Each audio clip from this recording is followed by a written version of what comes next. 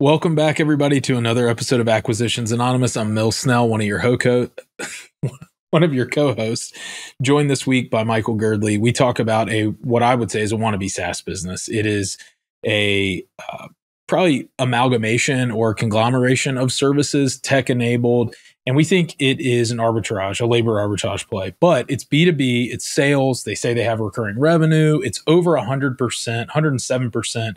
year-over-year growth rate, 50% net margins. It checks a freaking lot of boxes.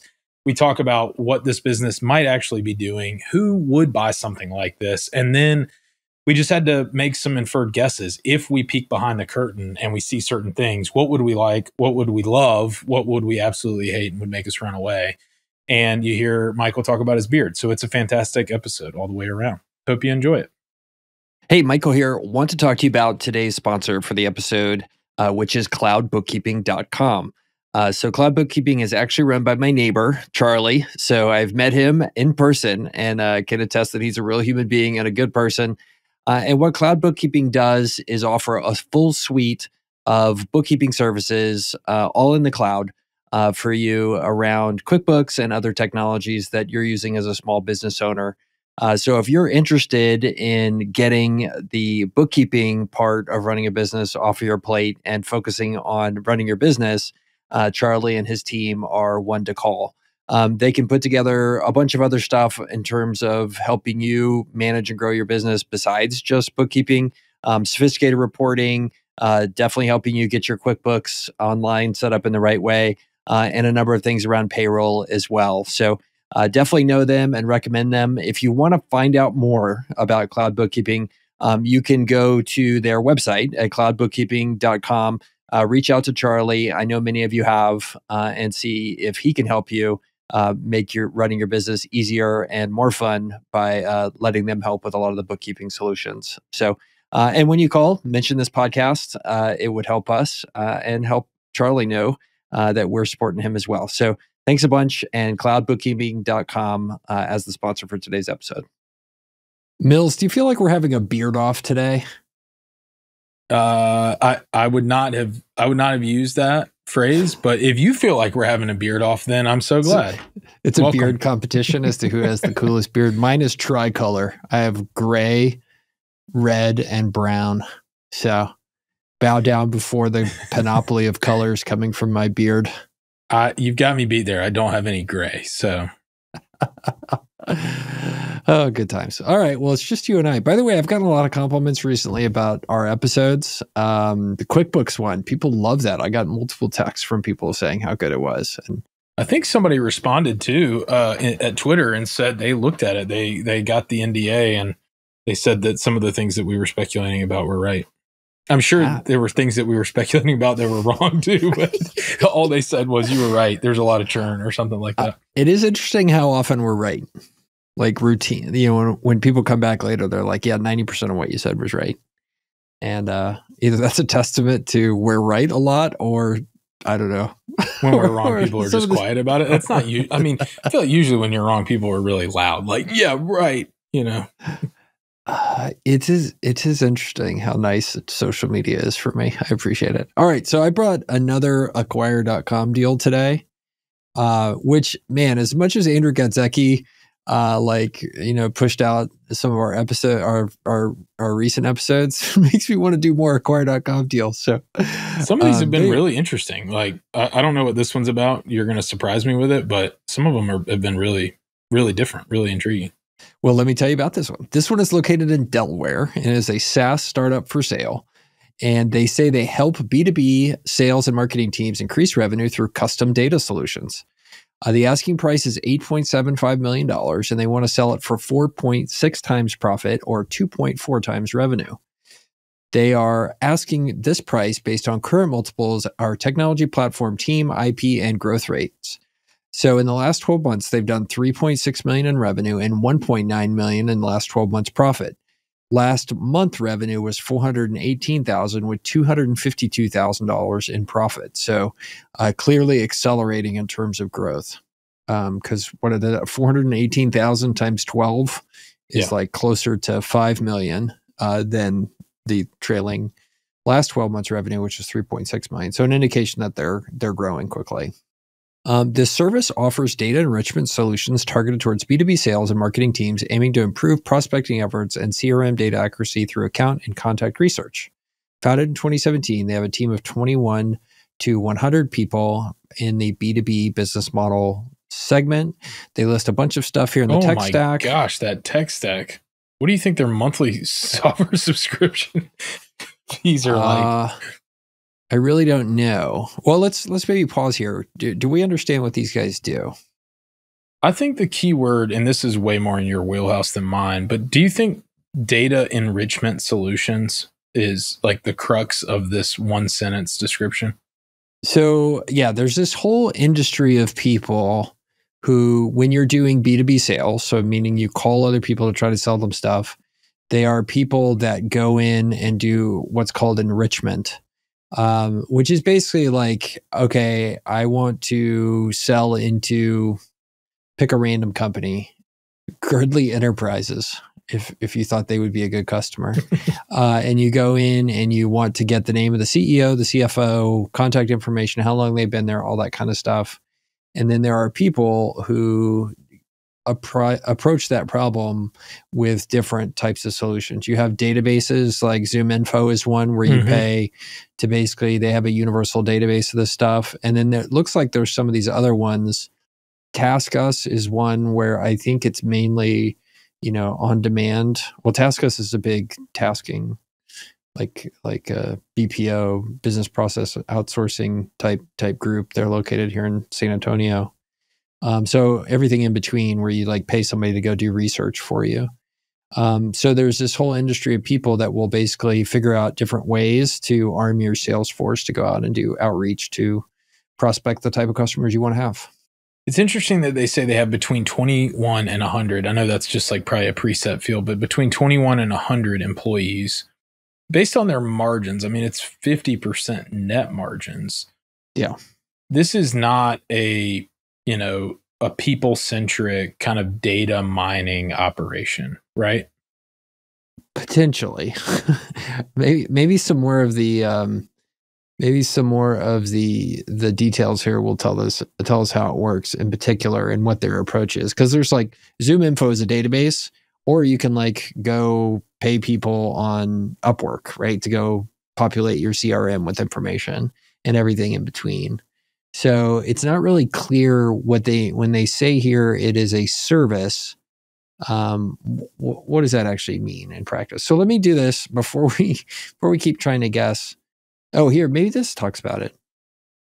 Gaming to improve prospecting efforts and CRM data accuracy through account and contact research. So these guys may be doing just more bespoke type enrichment. And then this technology platform just makes it really easy for them to put their information into your CRM when you're a client. All right, growth opportunities, focus on SEO, new product features, social media marketing, increase content marketing. Man, it's just pretty much the same thing. Hire a sales team, increase pricing. Okay, check. Key assets, customers, brand, marketing materials, inventory, domain, social media accounts, website, trademarks, code base, intellectual property, trade names, international team, outsourced operations center. Okay, so I think we're digging into what's going on here. Like this most likely is kind of on that bespoke side of things that is much more like a digital agency with some software involved to make it more efficient, where they have trained captive people who are employees or contractors of their company. They are located somewhere in Bangladesh, Pakistan, Thailand, something like that. And their job is to do data enrichment for clients, right? And basically it feels like a bit of labor arbitrage here. So I'm thinking like if I'm a B2B business and I repaint the lines in the parking lot and I want to get in touch with, the right person at Target and Walmart and CVS and Walgreens or something like that. I can spend all my time, Googling and trying to find it, but I'm probably going to end up on ZoomInfo. I know when I've looked for this type of thing before, it redirects me to ZoomInfo. And it's like, yeah, this is the director of facilities or procurement or whatever, but it sits behind a paywall. So this company probably is a subscription, you think, Michael? Is that how most of these are, their pricing model works? There's different varieties of it. You have people that will do one-time enrichment for you of your CRM, and then what you have would be your folks that, favorite? If you sign the NDA on this and they say our pricing structure is fill in the blank, what would you be most excited about? I would be absolutely the most excited if we dug into this and discovered that they have picked a couple of vertical niches or categories and built the universal, absolutely best database around each of those things, and they are now selling it to potential clients. So in your case, let's say that they wanted to have all of the roofing contractors in the United States or all the fuel haulers in the United States, and they have the best database around that niche. That would make me the most excited because that's IP and not people. Yeah. The second most excited is what I suspect this is this is actually just labor arbitrage, where they have a set of business processes they've created and they know how to do this type of data enrichment and prospecting, but it's all manual. And they do it all through some sort of team that they've created offshore that's relatively unique with a set of kind of not necessarily intellectual property there, but like business processes that they know and have created and have that kind of enterprise level knowledge. That would be down below. But since you asked since we're dreaming, my dream is a unique database. That's a great point, because you think, okay, if I'm just going to potential customers and saying, hey, pay us, $100 for something that we only have, $50 of total cost in, that's a very different value proposition than pay us $100 and we have access to the best possible database for, chiropractors or, like we've talked about dental software recently, or facilities, maintenance professionals or property managers or whatever. All of a sudden you're going, wow, every person who is in charge of facilities at data centers. That's really, really valuable information. You know how long they've been there, their email address and maybe their office line. Yeah. So this is one of those ones that really smells like signing the NDA. It would be really helpful to truly understand this business because it could be very binary, right? In terms of what's going on with this. It could be just a standard labor arbitrage play. Like I talked about, where they have an overseas team and you're working from there. Or it could be something more sophisticated where there's like real defensible IP. If it's the latter, that sounds pretty exciting to me. They're definitely pricing it at a fair price. Let's put it that way, 4.6 times profit, but they're growing quickly. So, the challenge obviously with labor arbitrage businesses is they keep getting harder the bigger you get, right? Because you keep having to hire more people, and to grow 10% year over year or 50% year over year, eventually hiring 50% becomes a lot of people, which would worry me about, this if it's just a labor arbitrage play. Do you think that just given this margin profile, whether or not it's sustainable, I think the biggest question, you sign the NDA and you want to see what's the customer mix, how many customers, what's the lifetime value of these folks and how quickly are they churning? That's make or break to me. Like if they are, I don't know, but it could go both ways. What if they have amazing lifetime customer value, and they're terrible at customer acquisition? Like they cannot figure out how to add more people to their customer base, but they hold on to them forever. The other side of the coin is we're really, really freakishly good at finding customers, but they churn out in 3 months. For sure. And then size of those customers as well. I'd be really interested to understand, are you selling into the middle market? Are you selling into SMBs? Are you selling into micros? I mean, what you see here is classically, sub 30, sub 50 employee companies are horrific as customers. They act like consumers from a churn perspective. Are you selling into the mid-market? Are you selling into the enterprise? And then I think also, to elaborate on your point, pricing model becomes interesting. They do talk here that the business has 3.4 million in annual recurring revenue. If this is truly recurring revenue rather than kind of one-time project work to do enrichment, that's much more exciting, right? Imagine this is a scenario where, a B2B software company who is selling into the dental practice world, right? They pay you per month to log into their CRM on the back end and do, to go through their lead list, right? And enrich those things. And that just happens every month, right? It's a cost of doing business for them as opposed to a one-time project where they're licensing your database. Like I would like that as well, right? Where it's just an annual recurring subscription because that compounds over time. You're not having to kill what you eat, every single month when you're trying to build up your revenue base. We only were looking at kind of full year versus run rate, but all the way down at the bottom, it said the annual growth rate was 107%. So I've heard that's okay. Yeah. That's pretty good. I've heard that's not bad. Yes. Yeah. I don't know why they didn't put this, but they have somewhere between 10 and 100 customers is what that says. It could be 11 or it could be, 97. I feel like the bands are kind of wide here, but I'm really intrigued. I want to know more about what they actually do. I'm just dying to know. Yeah. Let's say, okay, on average between 10 and 100, let's say they're going to be at 40 customers over 3.4 million in revenue.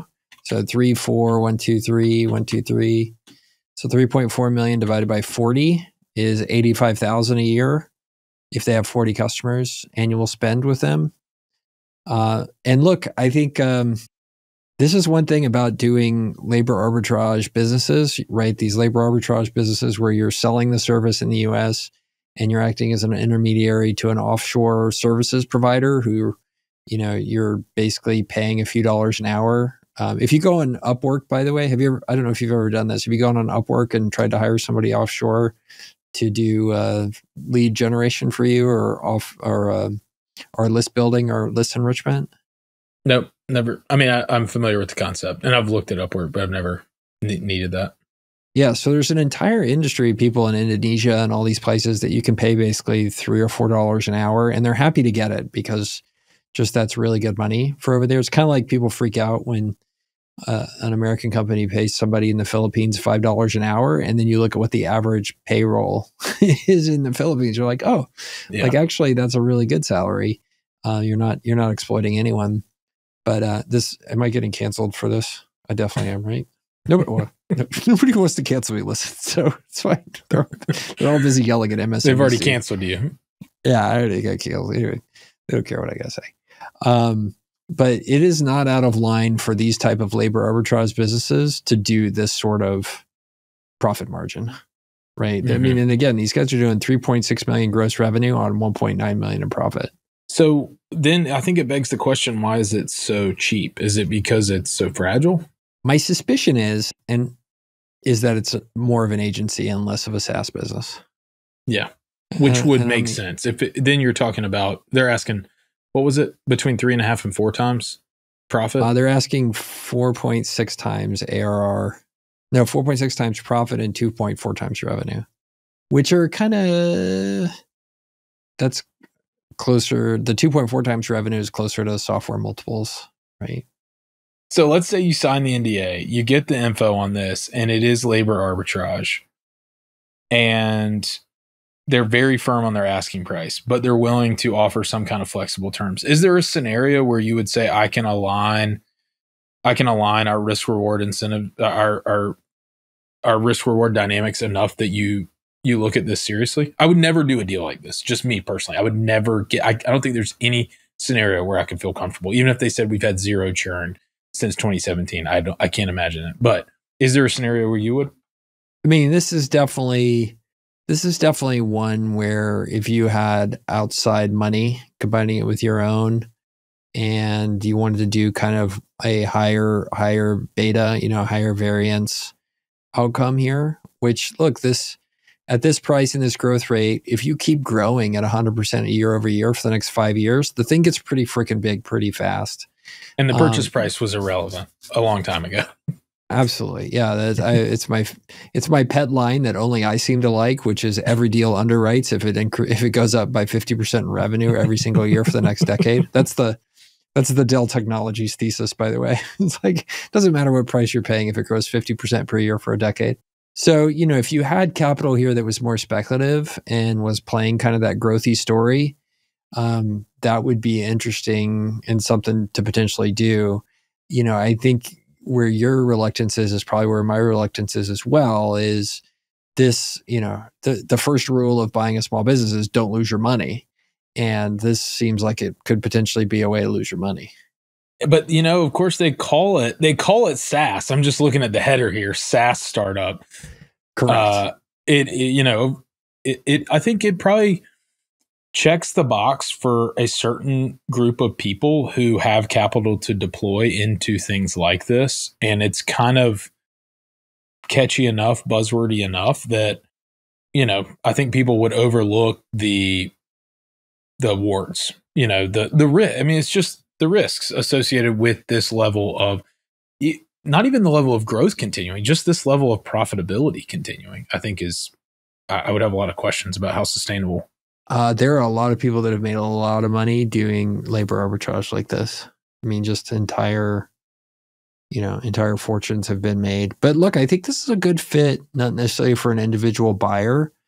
If you are a micro private equity style buyer who wants to grow it and then flip it over 3 to 5 years, I like this aspect of it, right? You've built up some IP, you've built up a good brand name, you're not starting from zero, you've clearly demonstrated profitability, and it has, it's accelerating from everything we can tell in terms of its growth.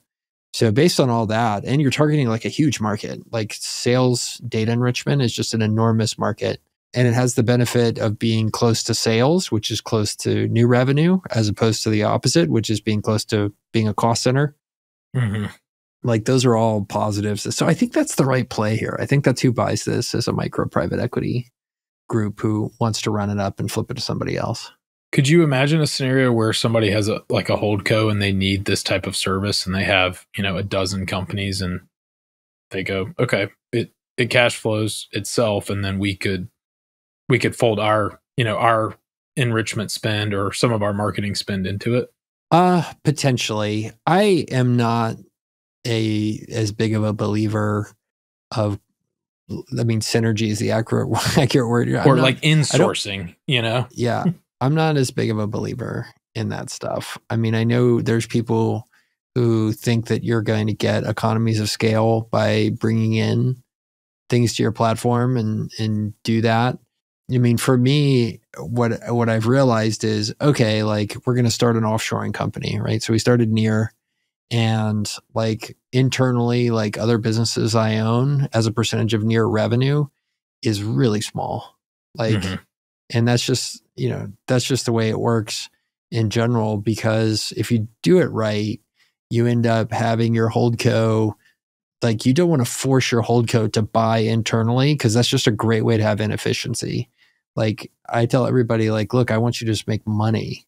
And if that means you buy internally, that's great. If you don't buy internally, that's fine, right? Because I'd rather make money. It's rich versus king, right? I'd rather be rich. Yeah. And a lot of that synergy stuff just is you trying to be king. And I think it's one of those, it looks good on paper, in practice just doesn't end up happening. I think it's trickier with things like this. The instances where I've seen it work well is a property manager who in-houses a certain facet of property maintenance, or a guy who manages a bunch of Airbnbs and bought a laundromat because he was spending so much money on, linens and laundry service and stuff like that. Just looking at your income statement or your P&L and saying, where do I spend a ton of money and think I could probably do it better than this dispersed model?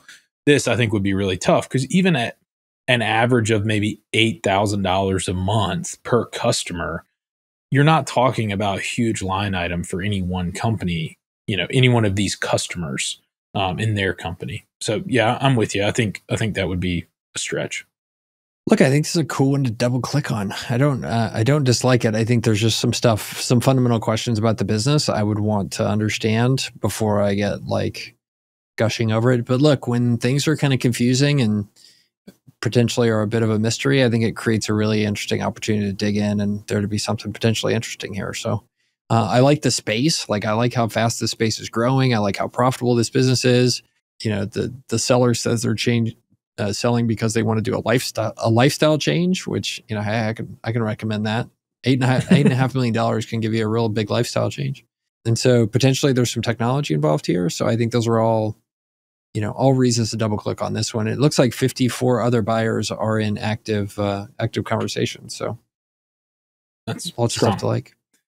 One thing that we haven't talked about, Michael, maybe in kind of a closing note, is it strikes me that this type of business would not, they said that they're bootstrapped, but they would not have had to have raised very much capital in my imagination to get to this point. To me, that changes the dynamics when you think about this seller and their optionality around exit. If this was something that was very capital intensive to get to that kind of like minimum viable product or this level of revenue, and they've got, you know, this hurdle rate hanging over them like a guillotine, you know, it's like, well, we actually have to sell for this amount. Or, I mean, they probably wouldn't sell at this size if they had spent a bunch of money, a bunch of investor capital to grow. Yeah. I look at that as kind of favorable in this case. Like they probably don't have a huge guillotine hanging over their neck. Yeah. Well, look, that's if you're micro private equity, that's another way to make a deal work here, right? So let's just say for round numbers sake, you're going to pay $9 million for the thing. They have 8.75 listed. Yeah, but for $9 million, if you ask the seller to roll over into the new company and retain, say, a third of the company, that's $3 million there. With, you know, the size of profit that you currently have here, 1.9 million, you could envision borrowing 2 to 4 million, maybe. So then you, and as the investors, only need to come up with a few $1,000,000. So that can really juice your returns there as a potential buyer. If you were to ask the seller to roll over, and to your point, it becomes much easier for them to say yes to that because they don't have a bunch of, you know, invested capital that they need to return, right? It's all profit, and they're just doubling down on that, which I like. Yeah, yeah. Well, good. That was a good one. Thanks for bringing a fun one. All right, yeah. I want to be SaaS company. I think that's the headline. Yeah, is this a SaaS company or is it not? Yeah. You be the judge. Hashtag beard off. Hashtag Girdley still losing. All right, we'll see you guys next week. Bye.